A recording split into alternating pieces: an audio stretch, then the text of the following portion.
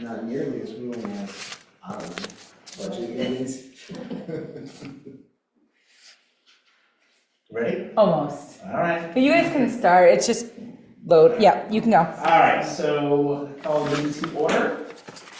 First on the agenda is to approve the meetings from March 15th, 2024, minutes. Everyone had a chance to look those over?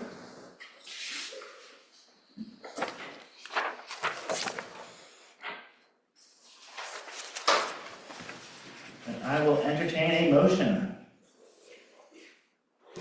A motion to accept the meeting minutes from March 19th, 2024. A second. A second. Perfect. All in favor? Excellent. All right, next order of business. abstaining. What? I'm abstaining. You're saying you were here. I wasn't here for the meeting.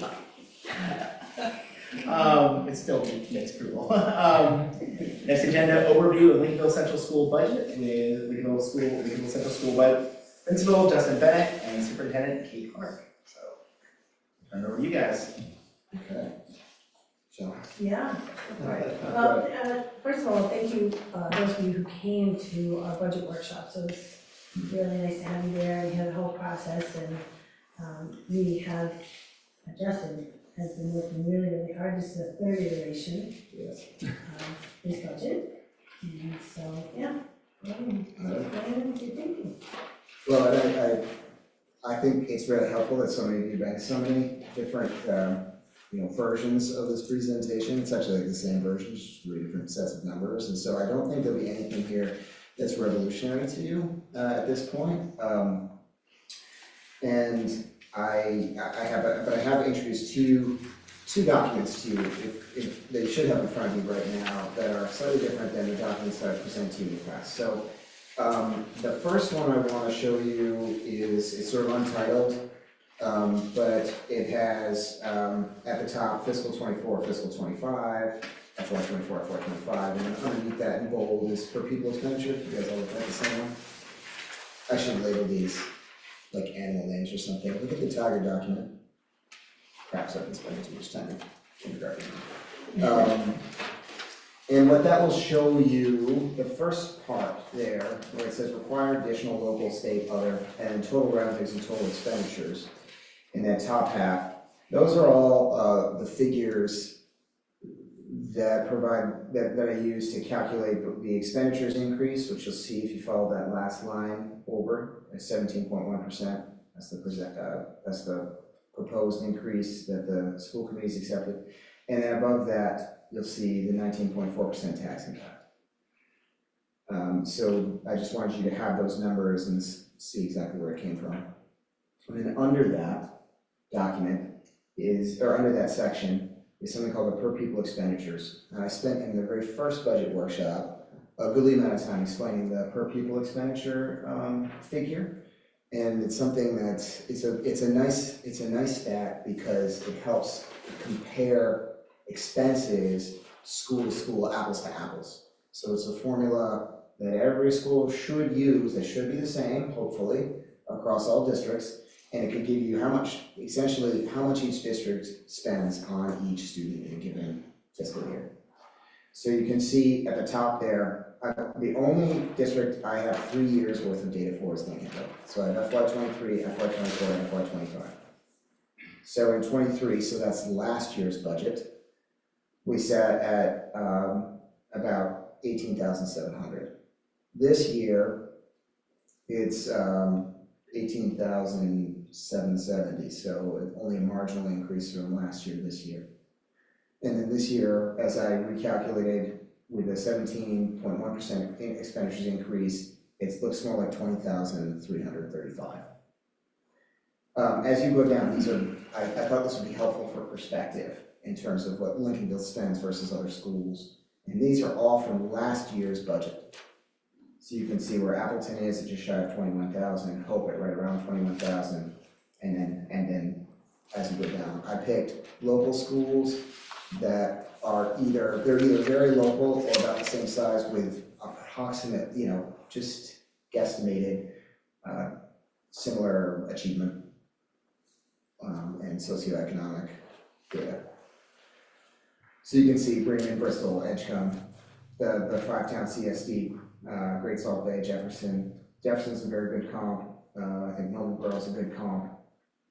It's tougher with RSU 13 and SAD 40, RSU 71, and the five-town CSD, because they include a high school, so it kind of changes it a little bit. And the five-town CSD is actually just a high school, but you can see that their K through 8 per pupil expenditure last year was closer to 24,000, it was 23,600.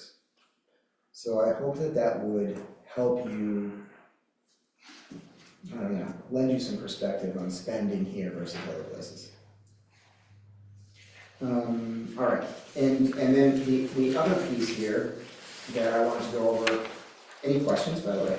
I don't care if y'all ask me questions as we go, is that okay with you guys? I'm ready. Yeah, all right. Any questions or thoughts about that? Okay. So then I created, at the last budget workshop, I had a cost center, version 1 of the budget compared to version 2 of the budget, compared to version 3 of the budget. I eliminated version 1 and 2 and just focused on the last iteration, which you have in front of you. And instead, what I listed under each cost center, the amount, the increase within that cost center, and then it's more of like a sentence narrative of the drivers of those cost changes. And so I can talk about those now, or that's just something for you, you can use as a reference for yourself. As I go down through here, cost center by cost center, it's sort of like a bit more of a summary of that. So what would you guys like me to do? Would you like me to go down through each cost center in detail? Would you like me to keep it with the broad strokes and field questions? I've done it now a bunch of times, you guys have heard me do it a bunch of times. I'm happy to do it for posterity and the ether, but What do you guys it's up think? to you guys. I'm pretty familiar with this budget at this point. Well, again, I was at the last meeting, so I heard the line by line, explanation, so I don't think we necessarily need Had some that. conversations with the chair of school boards. Familiar with their thinking. Well, But I'm like, they're not here about it. And I'm happy to do it, it's fine.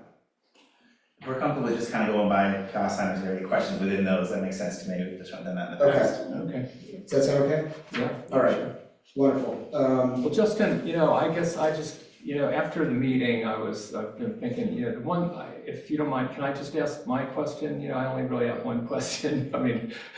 So it's about the special ed program. Yeah. It's just, I understand, obviously the importance of it is, Sure. nothing needs to be said about that. However, the price is a lot, $1 million for a program for 26 kids or whatever a year. That's, out of the whole budget for the town of Lincolnville, that is certainly the biggest ticket item by far, that the town has. Sure. So I guess, since,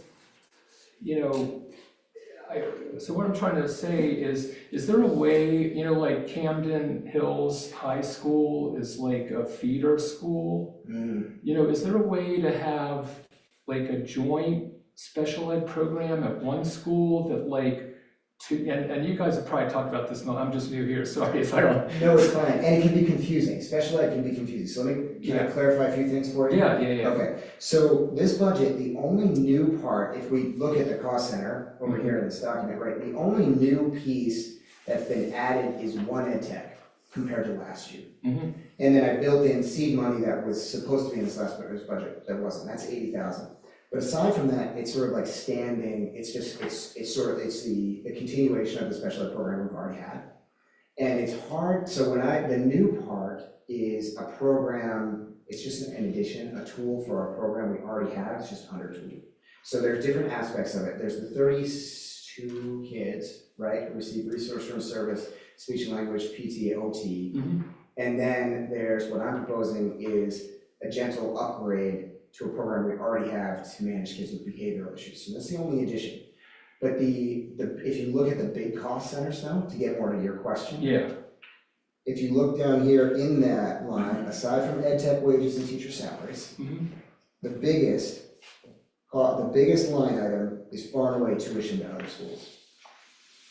So tuition to other schools are students who require out of district placements because primarily for behavior, because their needs are too great for what we can provide. So that's the one line, that's 232,000 of your million. Yeah, And then I wanna, if we zip over to the transportation section, which is. so those are, I'm back. sorry, so those are Lincolnville students Correct. that are not handled in the Lincolnville You got it. program, so You they got are sent elsewhere. That's correct. In addition to the tuition, that's just the tuition. So in addition to the tuition, you have to add in the seed money, because seed money is money that we have to pay for them to get services like speech language.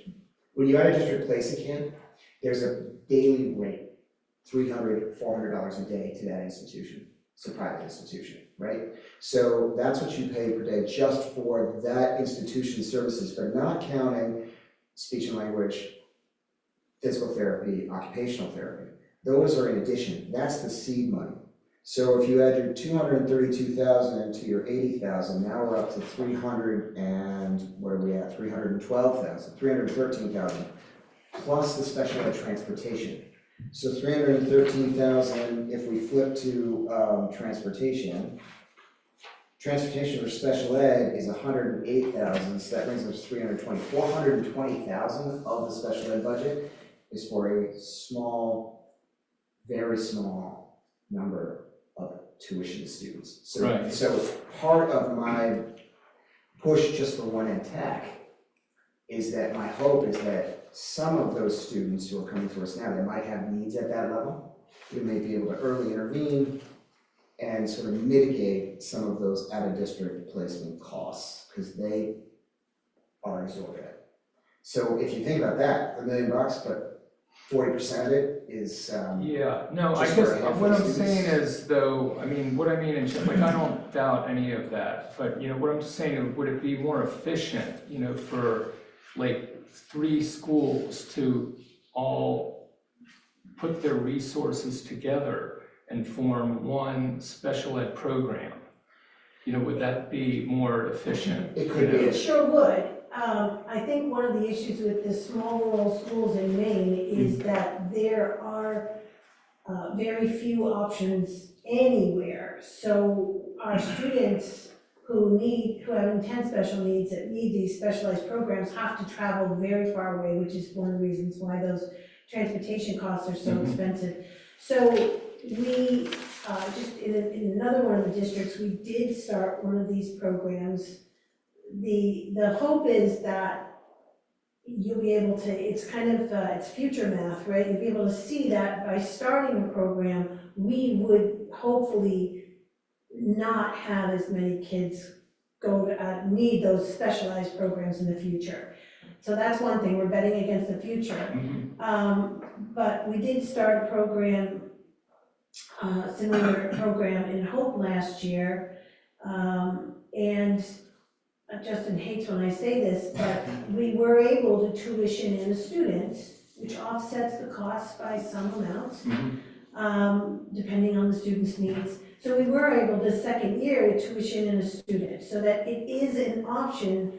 It's an option we have to proceed carefully, you know, because the school is not a specialized school, it's a general education school. So if it's appropriate, there's always that option to tuition it, if there's room in the program, if the student is appropriate, I mean, all these things that go into that. So yes, it's possible. I think too, in the background, one of the things that the whole region, this whole mid-coast region of superintendents we've been working on is, do we need a regional program or two to send our kids, because there's very little available, and I know I can speak to this because he works in this world, there's very little available for our kids that is really effective, that is not their public school. And so we're always balancing, can we do the right thing for these kiddos? And it always feels like a lot because the numbers are small, but can we do the right thing for these kids in a way that is less expensive. And to be honest, adding that ed tech should stave off some of the out-of-district I would hope so. costs that we might have in the future. Can't promise that, but there's another piece here that occurs to me, is it might be just sort of a more fundamental misunderstanding of what a special ed student is in service. And what we're talking about is the extreme cases. And yes, those kinds of centers exist for like an extreme case, extreme need, but the vast majority of our students spend most of their time in the regular classroom. So they spend a small part of their time in maybe a resource room. Yeah. And they get instruction in reading for 45 minutes or something like that, and they go back to class. So a regional center wouldn't really work for them because the least restrictive environment, which is a special ed absolute, which is you are constantly seeking for the lowest level of service like that a kid needs. Like you can push them out to the least restrictive environment. It's a freedom thing, right? Dictates that they have most access to the regular ed programming.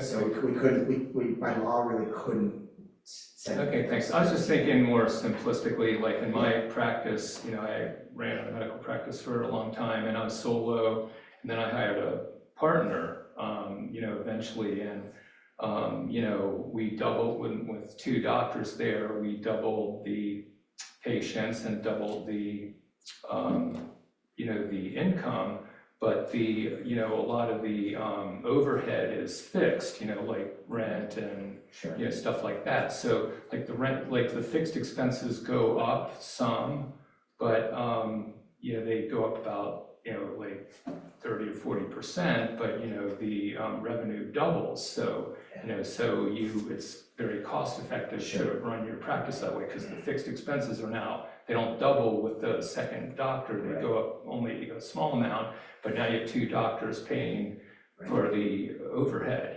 so you save money that way. So that's obviously more simplistic than what you're dealing with. We only get a percentage of that revenue. Let's say if we get more students and we have more students in the school that we're servicing, we get a percentage of that back from the state, but it's not an equal, this person is worth, It's a fine question. Yeah, okay, no problem. It's a fine question, it takes a bit of a nuanced answer, but. Okay, no problem. And my sense is in a much more urban area, you would have that. You'd have a huge school district would have a school where you can send these really high intensity kids that we run by the school system, which would be wonderful, but you take the whole area, and I know how many of these schools are out there, it's just a couple handful. They're scattered in the state, and they're private, and they're not always run, the way we like it to. And again, most kids in special ed are just ordinary kids who need, I always say my son was special ed because he had hearing aids, and he needed speech in the beginning, and he's not special ed anymore, but in the beginning it was really helpful to have,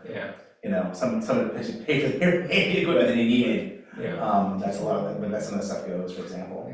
And a lot of it's driven by the law. I mean, just perfectly honestly, we have to provide transportation, and even if we have a regional center, we'd be paying for the transportation, and some of these kids have such need that they need very specialized transportation. That costs a lot of money, and it's one of those things. And when they're traveling very far, then the bus driver sits out Sits there, there, they're paying them, for it's 7 hours. a lot, there's definitely efficiencies to be found.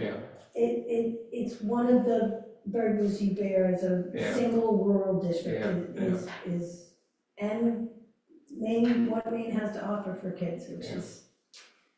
I also think there are business opportunities out there based on the lack I of things like know. transportation, like getting to people. My retirement.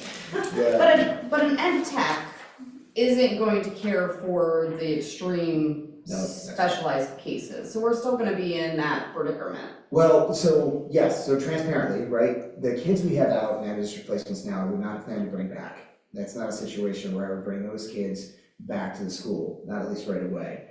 But we've had an increase in the number of kids who, and that number will fluctuate. I would just rather, we've had an increase recently of kids who have need at that level, that high need. And so we have a program, I think at least one more ed tech would make me feel far more comfortable about the safety in that program. And if we built out a seclusion room, it gives an extra tool to use to maintain safety. That's really what it comes down to for me. Right now, we're very, very thin, and if somebody calls out, we could be in trouble, we could have a safety risk, that's really what it is, and it's just an assurance, and really, to be honest, where I'm coming from is, I'd rather be proactive than reactive. People are gonna say, well, what if we don't get anybody? I'm like, I get it, we might not have a kid, and that's great, a kid who comes in with these high needs. But I'd rather be ready for them than have to like react quickly. And I'm again betting against the future, like, if past is prologue, and if the trend is this direction, why wouldn't I ready myself? Why wouldn't we be ready and prepared, try? So I guess my thought is, and then going to your question too, is where you are a K through 8 or pre-K through 8 school now. Yeah. I know through my work in the mental health field that early intervention is huge. And if you can get in with you identify someone pre-K at 4 or 5 years old and say, this kid needs extra support, and you have extra support for them, maybe by the time they're 6th grade and they're getting bigger and more aggressive, they've already had the support around them. And I also see you have a social worker in line item as well. So That's right. Potentially a social worker and as well as a guidance counselor to sort of work with these kids early on, because usually, I don't know exactly, but for the kids with more behavioral issues that need out-of-state placement, usually out-of-district placement, and usually the older kids as they get older, and if we can intervene early, that's sort of my thought behind it when I saw this proposal was. You're absolutely right. You're 100% Best right. practice for sure. It is, and the research indicates that if you don't make a meaningful change, if a kid doesn't make meaningful progress by 3rd grade, if they have any sort of antisocial behavior patterns or Academics too. and academics, if you don't intervene by that point and get them sort of headed in a different direction, it becomes infinitely more challenging to make meaningful change as they go on. Like that's a critical point, 3rd grade. Yeah. So the focus would be early grade levels. That's why we're replacing with Miss Black, who's pre-K through 12, or pre-K through 2. Yeah. So pre-K through 12, sure. She's We've that. got a really strong pre-K through 3. Yeah, team, Yeah, teams. absolutely. Pre-K through. They're the same crew, at least of the pre-K through 2, the same way my kids had, and they're strong. Remarkable. Yeah. Yeah. All right. Any other thoughts or questions? Or questions? Okay. All right. So I guess I can start. So in terms of regular instruction, you can see that line increase has dropped down to 5.7%. And I've from the first iteration of this draft, it was much higher. So most of that change, I've got the line up here, actually driver adjustments, it's really the driver of the changes. So there's been a reduction, so we had a accurate reflection of our costs for the pre-K program have gone down, just because when Paul budgeted last year, he budgeted the top of the scale, so we didn't get a teacher at the top of the scale. So that's some savings. I've got a partial inclusion of our pre-K ed tech, because in the last round, I think I talked about this, Kate was, found a grant, and we were able to cover almost $33,000 of the 42. of the ed tech's costs. So hopefully that was supposed to fully come into the budget, but now it looks like we'll be able to cover most of that. There's been an increase in wages and benefits for all staff, that's an every year thing, that's per contract. There's an addition of 0.5% on all salaries to support, that's a new tax for family medical leave. We have no choice there. This year's course reimbursement number was essentially the same. I made it a slightly more next year than this year. It's reflective of data. And then Medicaid and FICA costs, payroll costs are more in line with what they should be as opposed to this year's budget. So those are some drivers in that article. Any thoughts or comments or questions? Okay. Special education, Sandbar's there already. The inclusions there, right, that's a much bigger increase, 35.1%. And what I want to tell you is that we're paying the $80,000 in seed money right now, it just wasn't budgeted for. Bottle drives, I guess, we're finding it. Okay. So that's an immediate 80,000 that wasn't budgeted for. Yes, I've added the ed tech we talked about. standard increase in wages and benefits, same with main PERS. Actually, main PERS was really under budgeted for ed techs in the last budget, I'm not sure why, it's a rate. So that's more accurate now. The FMLA increased, and last year's out-of-district placements have increased, and they were not accurately reflected in last year's budget. They're costing us more this year than is in the budget.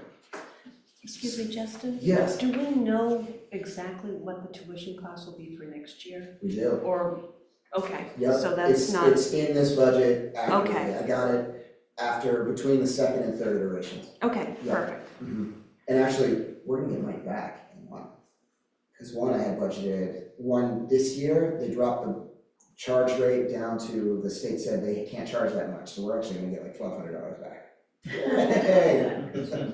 Covers some of the seed. Yeah, it's coming from the seed money, 1/80th of the seed money, we're gonna get back. We did see, so the out-of-district costs were higher than they were budgeted for. There was an increase in the cost of contracted service Significant. providers, yeah, so that's our speech, language, OT, PT folks, our psychological services, we need to do this, no special ed. Like sort of mandate, you gotta do your 3-year reviews, they do all the testing, and she also acts as a BCBA, so she's our behavior analyst. And then, one of the savings is the special ed director position reduction to 2 days. We have a retirement in my office. Any questions there? So the $80,000 seed money, Yes. It's approximate. it's being paid this year, like right now, it's being paid. It doesn't get paid, it gets subtracted from our subsidy.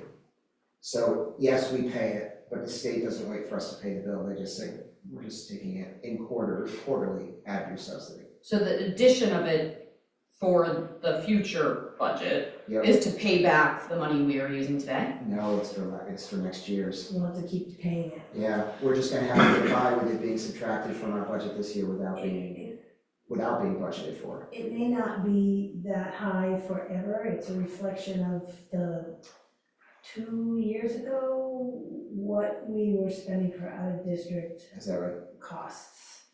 And there's a whole, I'm gonna mess this up, but the federal government, You mean how it's calculated? yeah, reimburses, Yeah, so, yeah, I gotcha. Federal government, you get a speech and language service, right, for a kid in our district placement and tuition? I think I got it. yeah, okay, So it's good. they, the state, the feds pay for it, the Medicare is billed, and the state pays for it, but they only pay 38% of it. So if it's $100, they pay 38, and the remainder, and that federal, we have to remember, the state takes that out of our subsidy. It's a big copay. What's that? It's a big It's a copay. big copay, it's Yeah. exactly right, that they take directly the subsidy. And it changes depending on the needs of the students, but it's, I believe, 2 years behind where so we're paying based on numbers from 2 years ago, that's at least, I think it's 2 years. I don't know that one, that's interesting. And, well, then now don't quote me, because I could be wrong, but Well, it would be how much the service costs, and I don't know, and it depends on an IEP team, if they say this kid needs an hour versus 45 minutes or half an hour, those numbers could, so I don't think there's really a way to strictly know. well, we get a report, I mean, we know ahead of time, but we don't know much ahead of time. Yeah, because what's in the IEP is under special ed law, and you have to follow. So if they say they need 3 hours of speech a week, we're paying for 3 hours of speech a week. You got it, PO 146. And these are kids in I out mean, of district placement, so there's usually a lot of need there too, so for more services. I don't know if I answered your question. It's 62%. Fuzzy government math, I get it. It's 62% of our obligation to pay services for out-of-district placements, essentially. It's just how it gets paid. Mhm. But it's supposed to be, it's an expense, it's an expense. Whether it comes out of our, we have to pay it directly or they take it out of our subsidy, it's the same. It's the same impact. Just make sure it goes in the budget, because we're gonna pay it anyway. Exactly, reflective of actual costs. Any other questions? Okay. Other instruction, it's a small number comparatively, there's a 13.5% increase, and most of that is contractual increases in transportation. That contract ends after next year. Yeah. With our bus company. There's also an extra assistant side coach, but that's small. So staff and student support, that's also looking at a fairly significant increase. And that, the biggest driver of that is the school social worker that I mentioned earlier. So far, the additions, the things we're asking for beyond what we're getting this year are one special ed tech and a social worker to this point. I have budgeted for that social worker at the top of the pay scale, that number could come down. I don't know, it depends on the candidates. There's obviously increase to wages and benefits. There is an addition of a tax stipend of $2,000 to support probably existing staff that we rely on way too much. There's the FMLA adjustment. And then the other piece here at the bottom is we did have to make a market adjustment for the nurse's salary, a significant one, just because the budget number for fiscal '24 was, I think, obscenely low. 25,000. Yeah, it was way, way below what market value is for a nurse. So we've made that adjustment already. That's being paid for in this budget with the number you're seeing here. So it exists already. It's just now accurately reflected in fiscal '25. Any questions there? Questions about the social? And I asked you about this, I know at the meeting about the nurse salary, I still, so now the school nurse doesn't work for the summer, right? No, that's right, that's correct. So, I mean, is that comparable to a nurse in a hospital who works 12 months a year? I think it is, yeah, if she worked in a hospital, she'd be making a lot more money. And it's comparable to the teacher salary as well, and their pay. Well, yeah, I know, but I think the teachers work harder than the nurse, I mean. Depends. I'm sitting on It depends on the day. She was getting bled on quite heavily the other day. Okay, all right. But yeah, no, so I mean, really what it comes down to is, at the salary we're asking, we're gonna be able to attract a nurse. They can go to Penn Bay like twice that much, so we have to go nurseless, which would become very, very problematic in some of the families we have. Diabetics. Yeah. Yeah, I know you have some insight probably. Yeah. Yeah, so, other questions? And like everything else, it depends on who you hire for as a nurse, That's right. but you budget high. Well, she's already in place. Oh, sure, it was, She's in place, Lots of already experience. at this salary Okay. this year, yeah. I bludgeoned them into silence Yeah. with words. Okay, the systems administration, cost center, that's got an increase, and that's from the, business manager, addition of a half-time business manager. That's from my office, Yeah. but that's fully offset by the decrease in the special ed Special director, so. So it's a 0. That's a 3.2%. 3.2%. Yeah, something like that.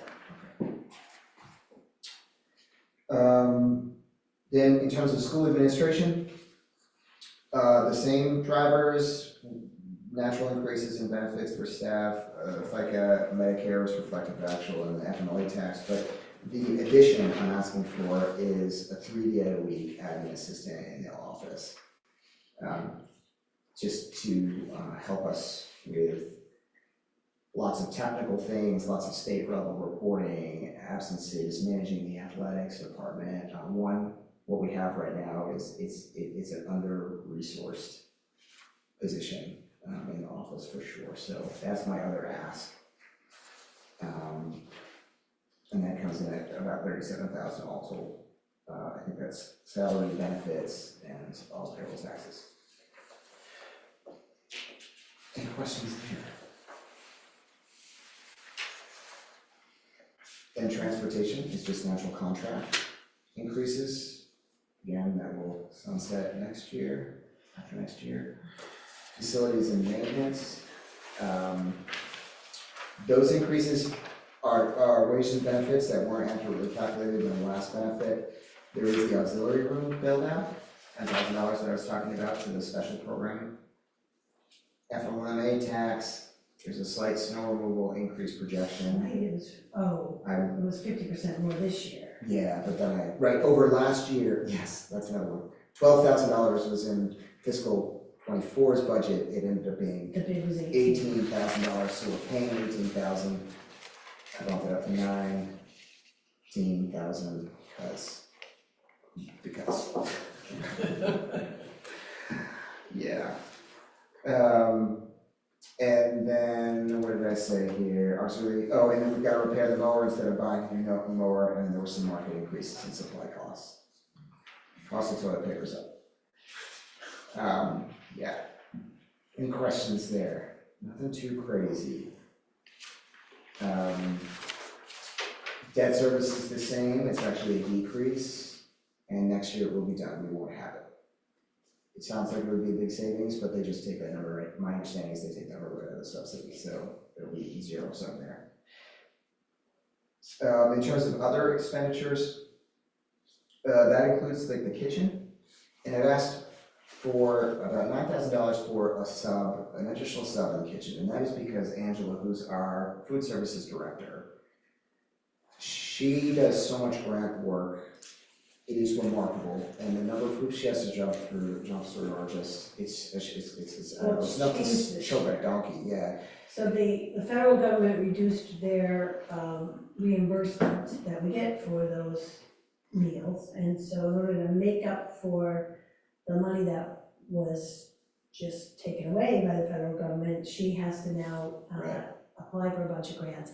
And they really are asking, like, were those carrots grown in soil that, you know, was fertilized by Ed's chickens? And was, you know, it's literally like, is it a disadvantaged farm? It's very, very, and that's every invoice she has to answer and document all the stuff. So it's a lot more work. So we had to provide her with some support to get that stuff done in order to keep doing well. And we are, usually food service pays for itself. Yeah. It does, she pays for herself out of her grants, and we had to replace an oven this year, she got that completely covered by a grant, that was $21,000, we've got a stove, it's gonna be $25,000, she's gonna work grants to pay for it. So she's a bargain, this is a bargain, like, she brings in more money, you know, she saves the town time. And she feeds the kids very well. And she feeds the kids very, very well, I feel incredibly lucky. Yeah, she's great. Yeah, so, those are my summaries of each cost center. I'm happy to continue to entertain questions.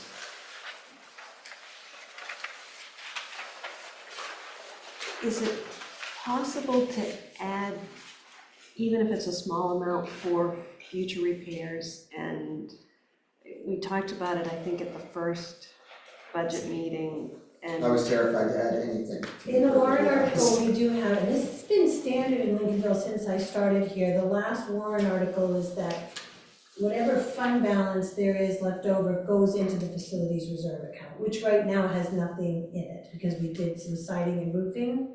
So that, it seemed to have, I guess Paul's been doing that for a long time, and so that seemed to work, and I don't have the information right now whether we'll have a fund balance or what, but that's the way Lincolnville has been populating that particular, anything that needed to happen for facilities. So like when you estimate high, with that money, buffer money go into that fund? You got it. Yes. So I'm trying to make the budget robust enough where there's a possibility we have money. I think there's a possibility we have money this year. I would not make any promises to anybody, please let the record reflect that, right? But I think we're doing well. We've kept it tight this year because I'm so worried when there's an I'm off the mark, 80,000 to make up, like, so there's places where I think it's robust enough where we could start building that fund balance. But ultimately, what you're talking about is something the school committee, I think, is now dedicated to, which is a strategic plan for both the education side and I think ultimately the facilities management side too.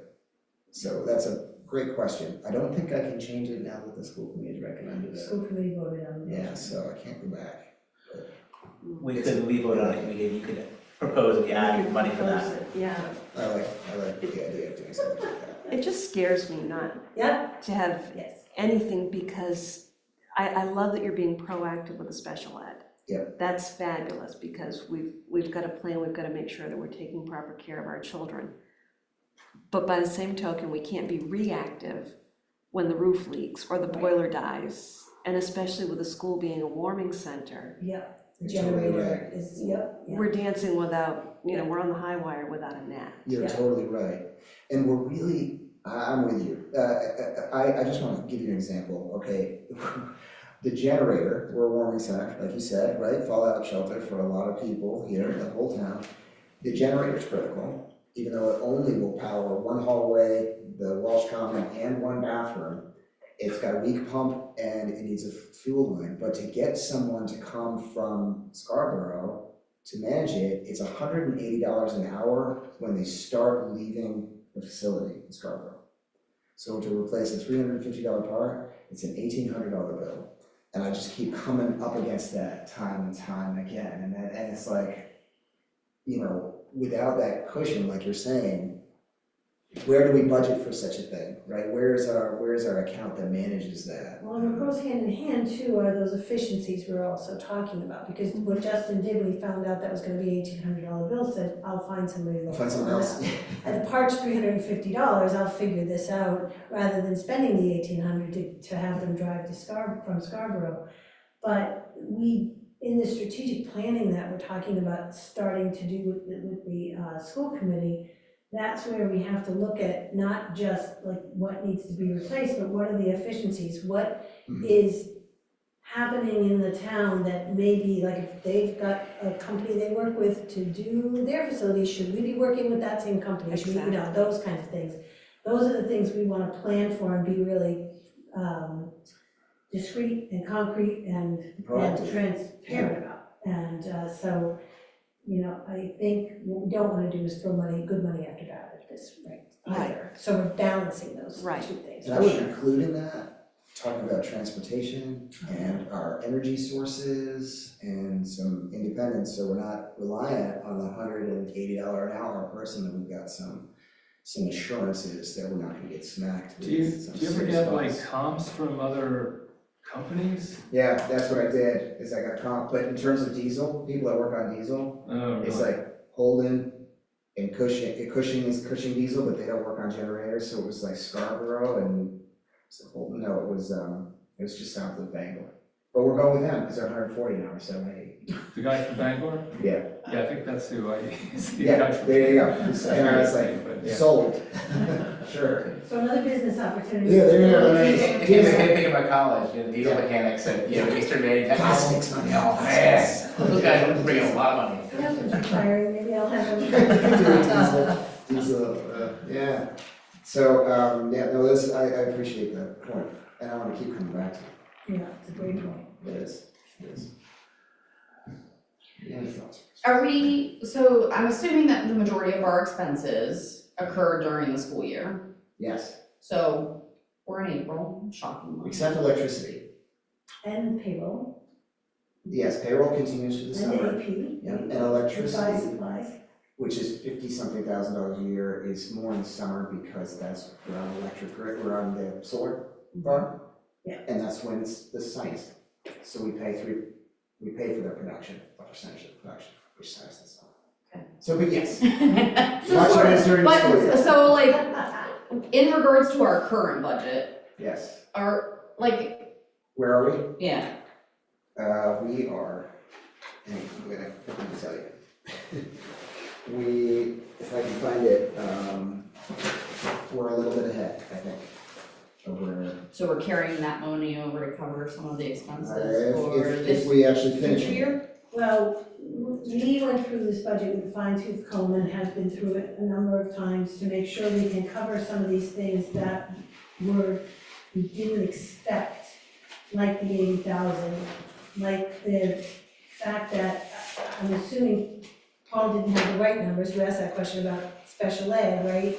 Last year at this time, about the special ed out of district, so now we have the right numbers, like some of these areas where we have not spent half to cover some of those other things we weren't expecting, the 50% increase in plowing. Right. But as we are right now, we are approximately, when did you see this, a week ago, where we're about just shy of 41% remaining. So that we were at 128 days at that point out of 100. You're about 30% into the. 30% left. We had about it was somewhere around a 5 or 6% margin that we could be over, depending on how much of that gets eaten up. So we're in good shape, I think. Yeah. I think we're in very good shape. And what I haven't calculated is exactly what payroll looks like in like that, because that's August and July. August and July, because we have to pay those payrolls out of this fiscal year. Okay. I'm not sure what percent that would be, but I still think we're in good shape. Unless we don't have to cover past expenses. Yeah. Or if we don't have a ton that hasn't been invoiced yet, that's all. That's what's included. Yeah. But in normal circumstances, I would look and say, wow, that's healthy, that's good. So I guess my thing is that this is my 3rd year on the budget committee. And I've heard nothing from anyone that I know about the town budget until this year. And it's all about the school budget. And I don't honestly know that many people. But the ones that find out that I'm on the budget committee, I've had friends of mine tell other people, and then I'm getting messages about the school budget and the fact that there's potentially a 20% increase expected, and they want to know why. And people are very concerned about potentially a 25% increase between town and school, and that's not even taking into account potentially what's going to happen with Camden and the high school and all of that. So my concern is that I think some of these things are great ideas, and we probably need them in potentially the future, but I'm wondering if now's the time. So many people are struggling already with the cost of groceries, the cost of fuel, the cost of all of these things. It's just, I think this is gonna be a bit of a struggle. It may be. If I took out the social worker, if I took out the admin, if I took out all the extra asks, I don't think we'd move the needle crazy. I think we decided we could Maybe get like to 12%, 12%, maybe 13%. from the 17. Yeah, I think it's because everybody's struggling with, like you said, the cost of everything. So are we. I think that's really what it comes down to. And the why, I appreciate the question, and we had one school board member that I thought was really wonderful in asking questions and taking these tasks, and I really appreciated it, because it should be, it's people's money, right? It's their money, they work hard for it. I wanna modernize the school a little bit. I mean, Hope and Appleton have a social worker, right? They already have that, and if we keep putting it off, I don't know that it will ever be a good time, it's my experience. It's hard to find that, and next year the teachers renegotiate, and One out of district kid will eat up $100,000 easily. and who knows, we probably have to buy a boiler at some point soon. If we're down to one boiler, a backup boiler, just right. But we won't have the debt service next year. Yeah, that's a zero, because the debt service is essentially covered by our subsidy. It's right in the subsidy, it's almost free.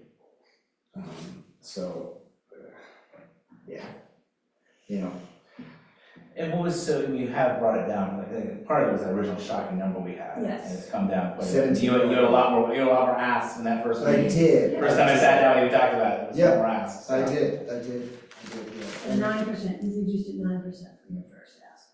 Yes, Yeah. yeah, just shy of 9%. And last year, there was virtually no increase, right? Mhm. So if you amortize it over 2 years, it's really, an 8% increase per Yeah. year. If you I think that's one of the things is that, so while these costs have gone up, the school budget hasn't. and there's a point at which that it doesn't work anymore. It's tough to do what you need to do. And I also think that in some ways, like ESSER funds and federal funding masked increases. Masked increases, because we had so much federal funding, you know, I mean, You mean during COVID? yeah. Yeah. I don't know exactly how much, I'm not sure, I wasn't here, I don't know, but we did have a lot of sources of funding, everybody did. I also wonder, as you're saying, like, okay, we found these kind of extra costs, like maybe weren't budgeted in last year, if that was also masking some of the almost flat budget increase last year.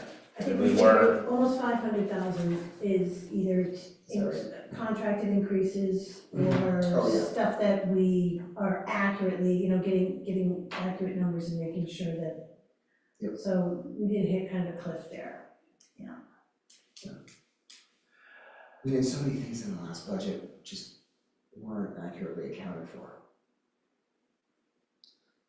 Just one question, where we have better numbers this year, more accurate on what it actually costs and the things that we really need to add in to make everything work well, is that gonna possibly set us up the year after that and 2 years from now, being a little more level set? Or we're gonna Absolutely. be looking at increases like we're dealing with now? That would be my plan, save anything extreme, that's accurate. So we won't, next year, when we're doing the 2025 budget. Yeah. We won't be, or 2026, we won't be looking at the type of increases we're doing now to get everything balanced out and see where we really are. Pretty sure if I had any desire to keep my job, then yes, I can.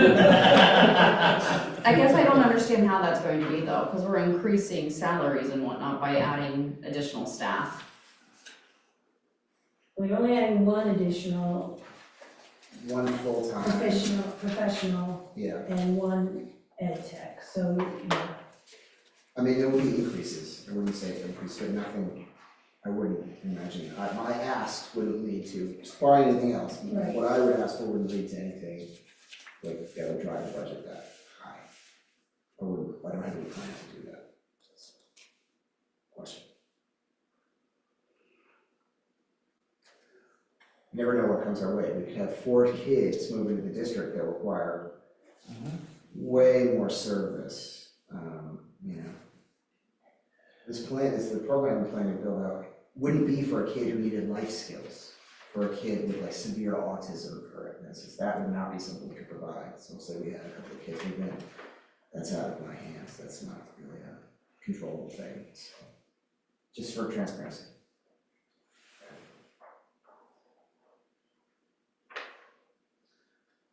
Other questions? Justin and Kate, thank you, and I really appreciate the hard work you guys did in developing this budget. I know there were 2 budget workshops and a lot of, work, and I know there's still concerns, and I think really, Lori, thank you. Yeah. No, but Lori, you're absolutely right. I think these are things we need to talk about. This is the town money, and it is scary. I mean, everyone in this room, these people pay taxes down, and it's scary. But I really appreciate the work, and thanks. I respect the hard questions, I really do, I appreciate them. Yeah. And we have I do. such a great school. It's a great school. And I was a mortgage loan officer, and so many people specifically wanted to live in Lincolnville because of the fabulous school, and so they could get to the Camden High School. And it's great. I mean, as a homeowner who might at some point want to sell my house, knowing that it's in a great school system makes me feel really good about that, so. It's true. It is well known in the American school system Yeah. for years. We're happy to keep your housing prices high. Not so happy with that part. That's really, Well, your that's really what this is profit's about. high, I guess I should say. But yeah, we'll keep the school going well and Yeah. yeah, you know, Justin's been a great addition, so we're very lucky. So, yeah, All right, great to serve. you guys are free. Thank you. Thank you. Guys, thank you so much. Thank you so much. Yeah, Have a good appreciate evening. the opportunity, thanks everybody. Anytime, Justin. Yeah, at this rate, it's like once a week, so it's fine, yeah. All right, the agenda, that's it. We're coming back to vote on Both days, Next right? Thursday, yeah, you make your recommendations and have your debate on everything, yeah. Next Thursday. School vacation, come on. I work myself, I'm going there. So that's the 18th? Yes, at 6 p.m. So it's a public hearing for people in the. And that's a public hearing, but if we decide to vote on, we can, right? Is that how we get it passed? It's a public hearing, and then what we've done is made it so that you guys can make your recommendations after the public Should we hearing. choose to, yes. So you guys can debate, Public hearing for the entire budget, or? yes, town and school. Right, and in the past, we have had people, you could have people come, we have in the past, we had that, a few years ago. I'm recruiting. You do it. But they also had lots of other meetings to attend as well. That's what I was thinking. And is there anything else anybody else wants for those meetings? Is there any other questions about the town budget or the school budget that you needed more information on? I know we had a request for the more detailed portion of this from Jerry, which I'm working on getting. Right now it's going on to multiple pages, so it's hard to like follow, so I'm gonna work on getting that hopefully tomorrow, and I can email that out. So what happens if the town does not approve the budgets? So what happens is, from here, the select board's made their recommendations, the school board's made their recommendations. Now, you get to make your recommendations for the town and the school. Then on May, I need my calendar. So then on May, it's 18, May 16th, there's a meeting over at the school for the townspeople to come, and it's like town meeting almost, where they vote on all of these school articles. Okay, So at that point, that's where the townspeople can also make their decision on, you know, let's say Article 1 here is for $1,820,634.66. They can maybe say, you know, we decide to change that to $1 million. What? $1. $1. So they could decide to do that, and then the school would have to decide at that point, all right, how are we gonna pay all the teachers with $1? What are we gonna do?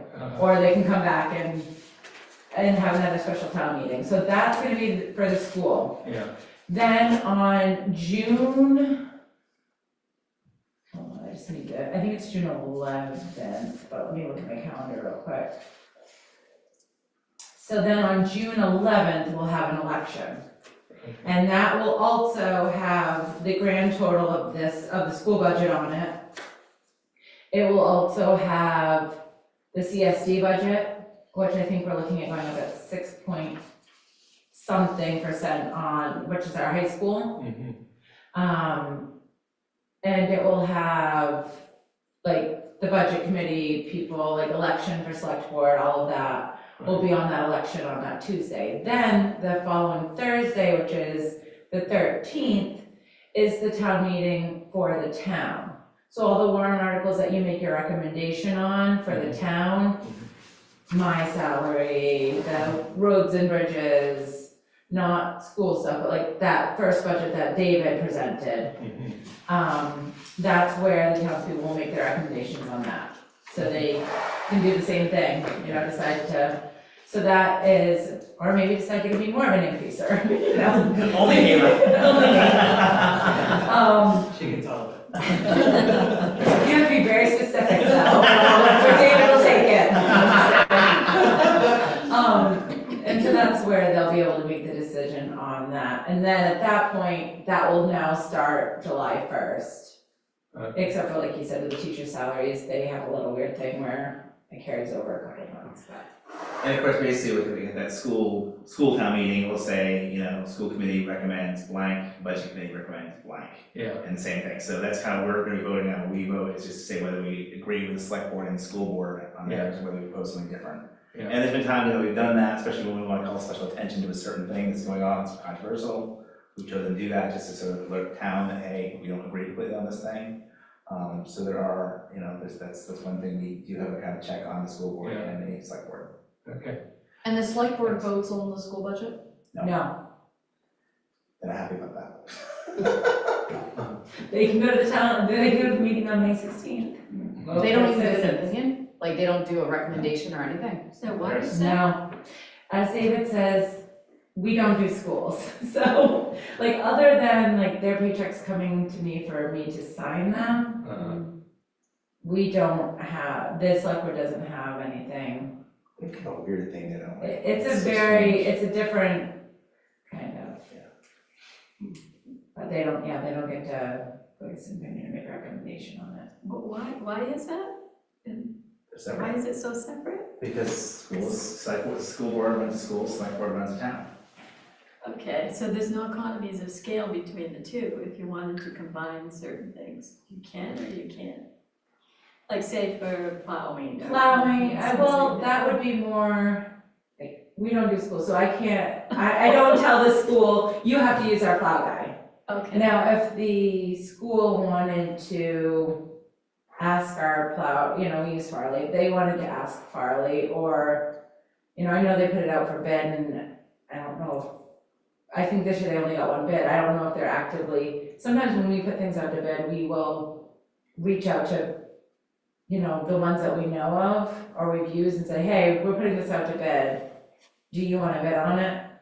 So I don't know if that's something that they've been doing, or And is the reason this is a town charter issue? that's It's a all David David, question. yeah, those are David's questions. That's my I understanding. haven't been around long of enough. that, it's old New England, got a town government, we all got weird ways of doing things. Yeah, Now I have additional questions for the school. We think they're not asking for more bids? well, I know they put it out to bid, I know they put it out to bid, but I don't know. if- Who responded? I think this year they only had one response, so I know that's why they kind of got stuck with what they did. But I don't know Yeah, usually they put it, that's.